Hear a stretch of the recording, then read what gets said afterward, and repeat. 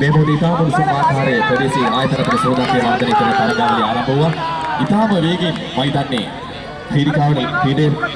ක්‍රීඩකයන්ට සදා ලැබි ආයතනතර ක්‍රීඩකයන් රාශියක් තමගේ දායකත්වයේ සපයන මෙම මලක ක්‍රීඩාවලියේ වර්ණවත් කිරීම සඳහා බලමු කුමන කණ්ඩායමකට මෙබඳු ඉතාම උණුසුම් තරගයක් ලබා දෙනවා. ආයතනතර සෝදාපේ වාදනය කරන තරගාවලිය අවසන් අධික පැමිණිය සහාය දීම තරගය මෙවදී කණ්ඩායම් පහක් තරඟ වදිනවා.